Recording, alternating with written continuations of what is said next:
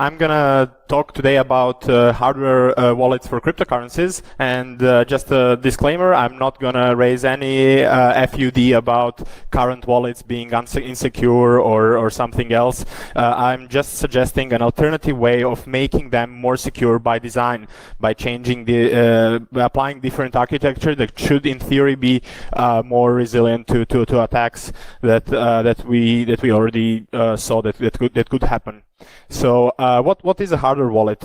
On Bitcoin Wiki, there is a small definition that says that they are devices that are kind of more secure for storing cryptocurrencies than ordinary software wallets that are, in case your computer is exploited or hacked, people can take your funds. So this is supposed to be a mean of storing cryptocurrencies in an isolated way to that should make remote attacks impossible. But in practice, that wasn't the case, because we saw some examples of possible attacks on hardware wallets that are really widely deployed, like Trezor, for example. Its architecture is pretty simple, so they use basic microcontroller that is just off the shelf, and they communicate via USB, and they have a small display where they show the transaction that you have to confirm. So what is the problem with this? The problem is that usually these USB stacks are huge and they are not written to be for secure devices. So it's quite possible that some of these open source USB stacks for microcontrollers contain some bugs that can be exploited, and it can allow people to steal funds from these wallets remotely. So what happens is, instead of having an isolated device, someone can actually abuse that device to either write into the protected part of the memory, to rewrite parts of the memory, or even escalate to arbitrary code execution in some of the older firmware versions of Trezor. And they have really nice write-up on their blog about these bugs that they had. So that crosses one of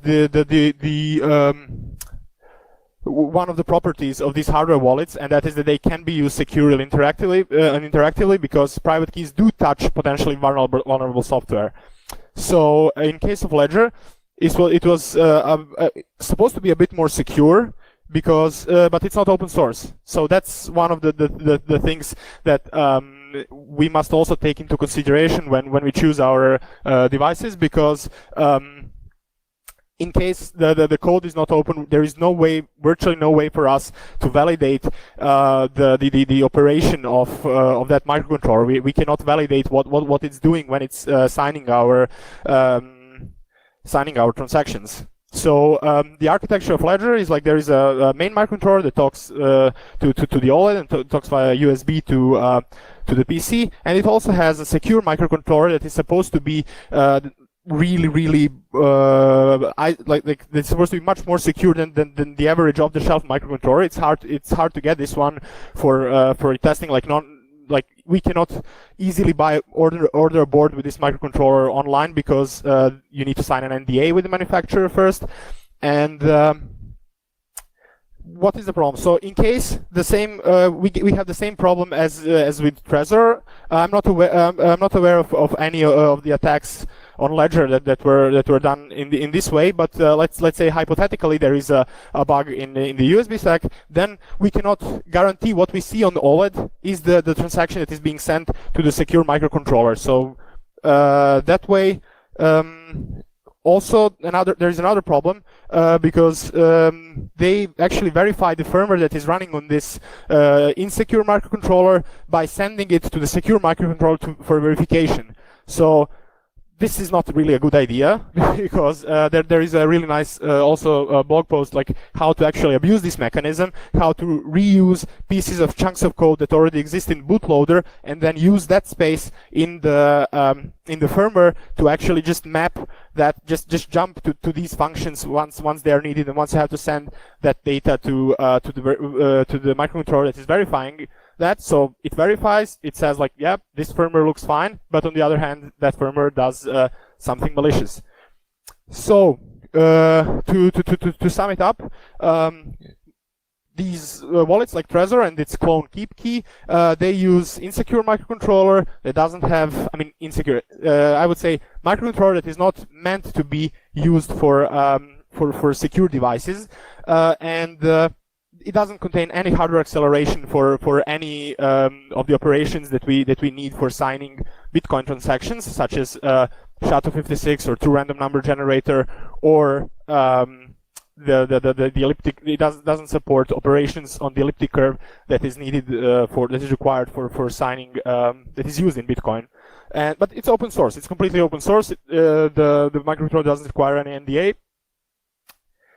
So Ledger, on the other hand, it's secure microcontroller.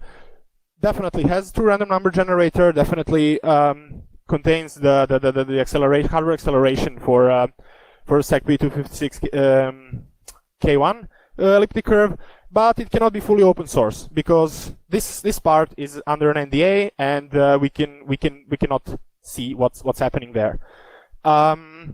There's also another way of designing these wallets, like with secure element and like this cold card, for example. But unfortunately, the secure element, even though it is called ATECC, it supports elliptic curve operations, but not for the elliptic curve that we would need for successfully signing Bitcoin transactions. But it can be fully open sourced. And finally, the design that I would propose would be to move the OLED to another microcontroller that is going to be more secure, while trying to find the most secure microcontroller that doesn't require an NDA, and then putting one communication microcontroller that will do all the heavy lifting towards computers or your phone, or for example, depending on which communication channel it is used later on to the left. So, and I found two microcontrollers, actually one family of microcontrollers, these K82 and KL82. So the difference is that KL82 is just Cortex M0 and K82 is Cortex M4, so it's like price and performance difference. But apart from that, they support all of these. They have acceleration unit that supports all of these operations that we would need for successfully signing Bitcoin transactions. And thus it can be fully open source because it doesn't require an NDA. Library dependencies in major wallets. Well, at least Trezor and Ledger, they don't share any code base, as far as I know. So I checked their repositories and they couldn't find any overlapping in there, even though they are based on the same hardware, similar hardware platform, so same microcontroller family. But they also rent a lot of code from third parties, so not written by the code that is not written by manufacturers, which of course makes sense for some cryptography operations, because there is a rule that says like you should never roll your own crypto. And KeepKey, as a kind of clone of Trezor, just relies on the majority of code for it, and it has its own bootloader and firmware. And Cold Card, it uses MicroPython, and we'll see later why it's so why is it bad when it comes to code analysis. And but at least all these three devices to the left are completely open source, and we are able to actually see what's running under the hood.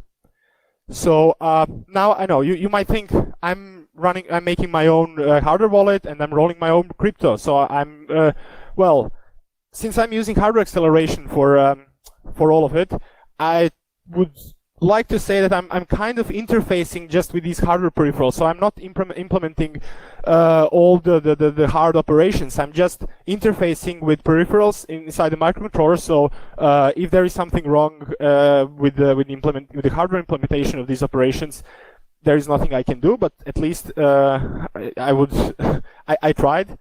So comparing the code size, I was just going through these repositories and just getting all the sub-modules that they depend on, and trying to see on how many lines of code they depend, and how hard would it be to actually analyze the code for vulnerabilities. So Cold Card, as I said, it uses MicroPython, so it's like 2.5 million lines of code. It's almost impossible to manually analyze. on the other hand, Ledger has over 340,000 lines of code that's just the open source part. And Trezor and Keep Key, they have around the same, like 160, 122. Okay, and my implementation was squeezed only into 4,000 lines of code because I had one summer to, this was my summer project, and I didn't want to invest much time into writing this code. I just wanted to make a proof of concept, to make it, to prove it that the architecture, these wallets can be made simpler and in theory more secure than they are at the moment. On the other hand, it's a bit of an unfair comparison because I used I only implemented Bitcoin wallet, whereas these other wallets implement also other cryptocurrencies. But even if you multiply it with the number of cryptocurrencies that are offered by other wallets, it's still hardly going to reach the lines of code that are present in others. So and out of these lines of code, most of it is just license headers and font for the display. So nearly half of it, around half of it, is the meat, like the code that can be analyzed. So that makes it really easy. Like 2,000 lines of code can be analyzed, let's say, within a week in details to make it, like, at least from the software perspective, bug-free. And how the code looks like, I published this code a couple of months ago on GitLab. So on the first layer, there are basic drivers for basic communication peripherals and for calculations for signing Bitcoin operations, Bitcoin transactions. So I tried to, in order to keep the code base really low, I actually fixed the speed, communication speed for the UART bus and for SPI bus. So UART is I'm using really tiny implementation just to communicate with the communication microcontroller that then does all the, as I said, like all the heavy lifting, that can communicate via even like Wi-Fi or Bluetooth or whatever to the rest of the world. And it's kind of like closing the possible space for like the attack surface for someone to remotely steal cryptocurrencies from hardware wallets. And the other part that is responsible for signing transactions is also mostly implemented in hardware, so code base is kept low. So there is this module, the LTC module, is responsible for cryptography operations, and MMCAU is used for calculating for the hash function, and I just get the nonce from true random number generator. And in case of the Cortex M0 version, I actually don't. It doesn't have the MMCAU, and it's the hashing is implemented in LTC. So the code base is even smaller in that case, and thus easier to analyze. And in LTC, I have these 5 basic operations that I use for signing these transactions. So they are basically modulo calculating the remainder, and modulo operations for inversion, for addition, for multiplication, and also for multiplying the point on the elliptic curve. And on the second layer, I just try to implement this really thin layer of like sending and receiving higher level packets that have like type, length, and data, and that are kind of like I do CRC just to be sure to add some robustness on the bus, because it's really simple UART communication. And the OLED code just can write any row on the display or clear it, so it kept really simple without drawing any images or whatever. And crypto part is also offering these functionalities that one might need to sign Bitcoin transactions. Well, there is one operation that wasn't implemented in hardware completely, so I kind of had to, that's kind of the most complex part that I had to do by hand. was this. It was a division operation. So the way I implemented it was that I had, as I showed you, there is a modulo inverse operation and multiplicative inverse modulo operation. So then first I get I calculate that. Then I deduct the remainder from the division of A with B, and then in order to get the result, I just multiply these two numbers. But in order for this to work, this number n has to be a really large prime number because only in that case we can guarantee that for any A or B we can find multiplicative modulo inverse. For like this is the first operation over there. In other cases, we cannot guarantee that this number exists. So in order to find, I was thinking like, okay, which number can it be? And then I thought like, yeah, wait, I have 256-bit number that is prime and huge. That is p from the elliptic curve that is used for bitcoins. And on the final layer, in the main loop, I just receive the packet in a loop. It's a stupid state machine, so it doesn't have any interrupts, it doesn't have any handlers. It's just once it starts, it has multiple states that it can be in, like waiting for the packet and processing the packet and just or just calculating something. So it's waiting for some hardware peripheral to respond. So really simple operations. And after I receive a packet, of course, via UART, I transport it to some of the modules, depending on the type field in the message that I showed in the packet. And then in case it's for Bitcoin, I just direct it to the Bitcoin process function, and then there in that function I actually see what kind of operation I want to do, whether I want to initialize the transaction, whether I want to add some inputs or to add some outputs, or to actually ask the module to show the user that I want to sign the transaction. To show the user that he wants to sign the transaction. So this is how it looks like on the display once all the inputs and outputs are sent. So let's see how it looks in reality. I have a little device connected here, as a proof of concept, and let's see. So yeah, I don't know, maybe letters are too small, but so I can get the key pair from the device. So it's not meant to be used right away. Like I don't store your cryptocurrencies on this one.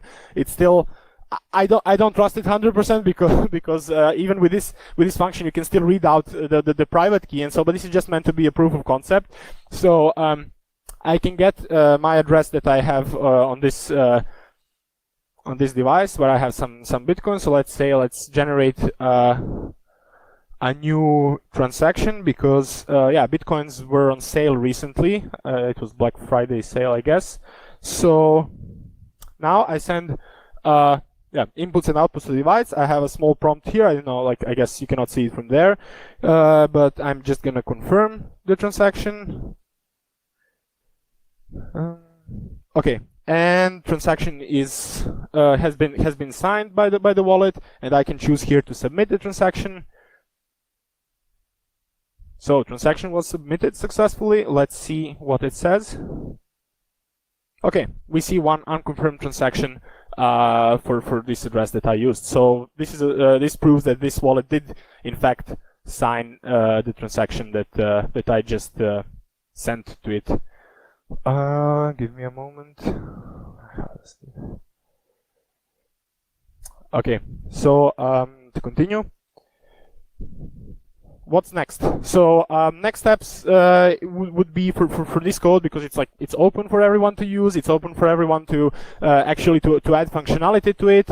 So it's not a commercial project. One of the things that I wanted to add first was the U2F functionality.